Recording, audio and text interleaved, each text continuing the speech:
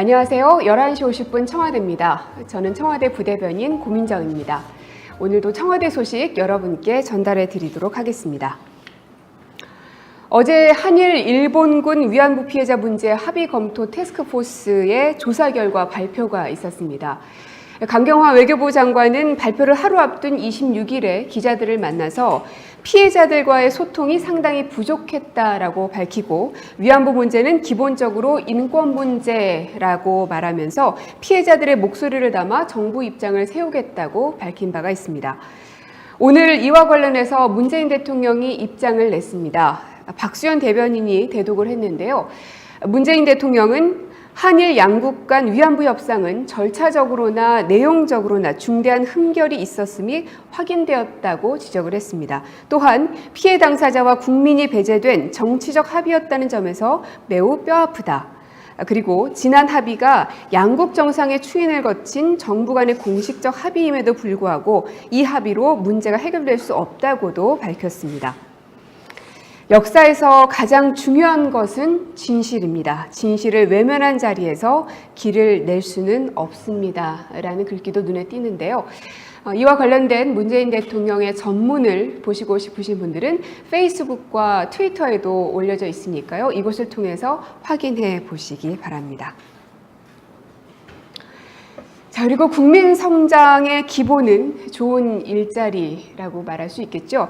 그동안 문재인 대통령은 노동이 존중받는 사회를 위한 좋은 일자리 만들기를 직접 챙기겠다고 말해왔는데요. 그래서 집무실에는 일자리 상황판을 설치했고요. 그리고 대통령 직속으로 일자리위원회를 만들기도 했습니다. 다가오는 새해를 맞아서 부처에서 좋은 일자리 만들기에 앞장서고 있는 모습들이 보여서 여러분께 말씀을 드릴까 합니다. 내년 1월부터 행정안전부에서 근무하는 비정규직 3,076명이 순차적으로 정규직으로 전환될 예정입니다. 행정실무원, 기록실무원, 연구원 등 기간제 근로자 919명은 1월에 무기계약직으로 전환되고요. 청소, 시설관리, 경비 등 근로자 2,885명은 용역업체와 계약이 마무리되는 시점에 차례로 정규직으로 전환됩니다. 행안부는 지난 5월 정부 출범 직후부터 정규직 전환을 위한 전담팀을 구성해서 추진해 왔는데요. 어제 정부 세종청사에서 근로자 700명이 참가한 가운데 정규직 출범식을 가졌습니다. 근로자와 함께 인사하고 있는 김부겸 장관의 모습도 보이는데요. 김 장관은 이 자리에서 정규직 전환 근로자들에게 직원 신분증을 달아주고 이제 행안부의 가족으로서 더욱 자부심을 갖고 열심히 일해주길 바란다라고 당부를 했습니다. 그리고 참석한 근로자들도 소감을 밝혔는데요. 조경관리원인 김웅주 씨의 소감입니다. 1년 단위로 작성하던 근로계약서를 작성하지 않아도 되고 무엇보다 정부 부처 소속 직원이 된다는 것이 가장 기쁘다라고 소감을 밝혔습니다. 네, 정규직이 되신 것 다시 한번 축하드리고요. 앞으로도 그 자부심을 갖고 더욱 열심히 일해주시길 바랍니다. 자, 그리고 어제 미국의 외교 전문 매체 디플로맷이 문재인 대통령을 올해의 균형자로 선정했다라는 보도를 소개해드렸는데요. 오늘 우리나라의 외교 정책에 대한 또 다른 해외 언론 보도가 있어서 말씀을 드립니다. 스트레이트 타임스의 한국의 균형 외교 정책이라는 제목의 기사인데요. 이 매체는 1845년에 창간한 싱가포르의 일간지입니다. 지금 보고 계시는 바로 이 신문인데요. 스트레이트 타임스는 한국의 정권 교체는 사드 배치로 경색됐던 한중 관계를 개선하는데 긍정적 역할을 했다라고 보도를 하고 있습니다. 문 대통령이 베이징을 방문하면서 양국 관계의 해빙이 시작됐다. 여전히 한중 관계의 개선의 여지는 있지만 새 출발을 시작한 것은 분명하다. 이와 함께 우리 정부가 추진하는 외교 다변화와 또 신남방 정책에 대해서도 평가를 했는데요. 훌륭한 실리주의를 보여주는 유용한 지침이다라면서 긍정적으로 평가를 했습니다.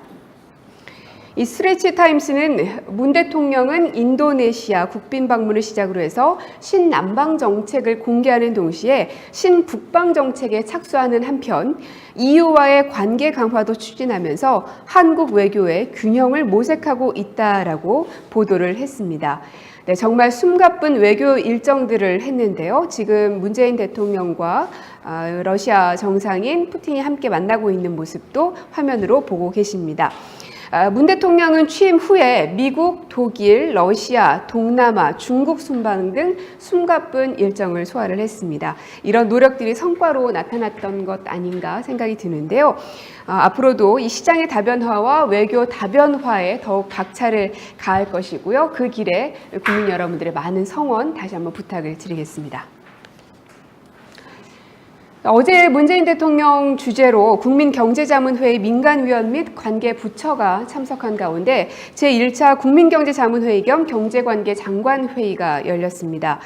문 대통령은 모두 발언에서 우리는 내년에도 3%대 성장을 이어가고 국민소득 3만 달러를 달성할 것을 자신한다. 하지만 새 경제정책이 가시적인 성과를 내서 국민 개개인의 삶이 나아진다는 걸 국민들이 체감할 수 있어야 한다라고 밝혔습니다. 그와 동시에 주거, 의료, 교육, 통신, 교통 등 5대 생계비 부담 경감을 신속히 추진해서 국민들이 나아진 생활을 피부로 느낄 수 있도록 해주기 바란다라고 당부의 말을 했습니다.